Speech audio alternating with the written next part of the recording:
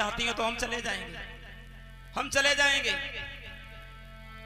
सुरची कहने लगी ठीक है ठीक है, अगर रहना चाहती हो तो खेतों पर रह सकती हो झोपड़ी डाल करके, चिड़िया और काग उड़ाया करो, खेतों की रखवाली किया करो, खाने के लिए शेर भर जौ मिल जाया करेंगे, वहीं पर बनाया करो और वहीं खाया करो।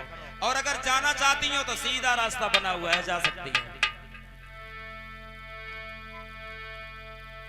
इतनी जो बात सुनी है आज महारानी सुनीति,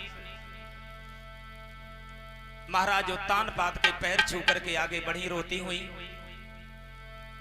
महाराज उत्तानपाद एक बार भी ये नहीं कह पाए सुरुचि से कि तुम हमारी पत्नी को घर से क्यों निकाल रही हो।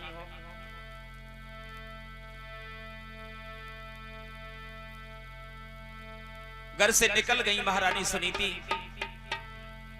मां का दुख तो इस बात से ही समझा जा सकता है, जिन माताओं के यहाँ, जिन बहनों के यहाँ संतान नहीं है, वो कितनी दुखी होंगी। मां संतान पाने के लिए कितना दुख सहन करती है। दासी बनना स्वीकार कर लिया, घर से निकलना स्वीकार कर लिया एक संतान के लिए, और वही संतान यदि मां के दिल को दुखाए तो फिर मां के ऊपर क्या बीतती होगी।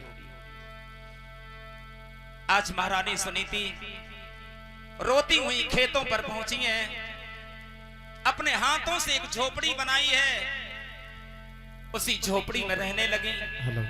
चिड़िया और काग उड़ाती हैं, खाने के लिए शेर भर जौ मिल जाते हैं, गुजारा करने लगी खेतों पर। श्रोता बंधुओं, काफी समय हो गया, लेकिन संतान के वियोग ने उन्हें वहां भी चैन से जीने नहीं दिया।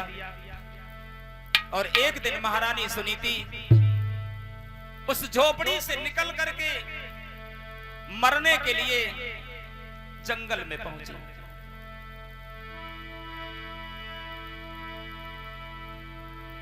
लोक विग्रह में लगे हुए ब्रह्मपुत्र नारद ने देखा मैया सुनीति मरने के लिए आई हैं। इन्हें ये नहीं मालूम है कि इनके गर्भ से एक परम भक्त पैदा होने वाला है। और एक बात ध्यान रखना श्रोता बंधुओं, समय से पहले और किस्मत से ज्यादा कभी किसी को कुछ मिलता नहीं है। आज देव ऋषि नारद ने आवाज लगाई, मैया सुनीति खड़ी हो जाओ, खड़ी हो जाओ।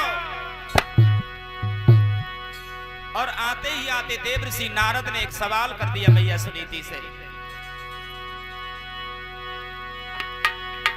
कै बरसा थोड़ी भई अरे महारानी, का बरसा थोड़ी भई अरे महारानी, गंगा कै कहूं गो तो किसान दी।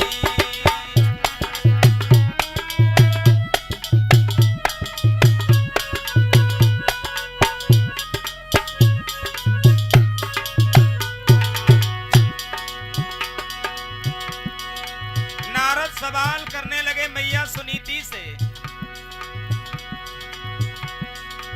सही खेत बंजर पड़ो अरे परमेश्वर, सही खेत बंजर पड़ो अरे परमेश्वर, कोई कहर जी करतार जी।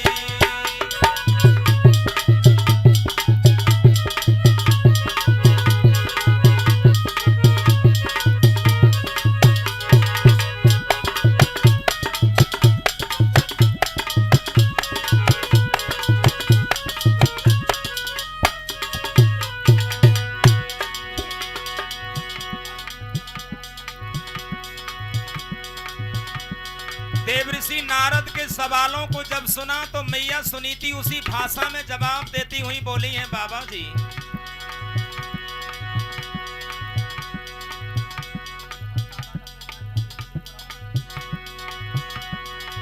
ना बरसा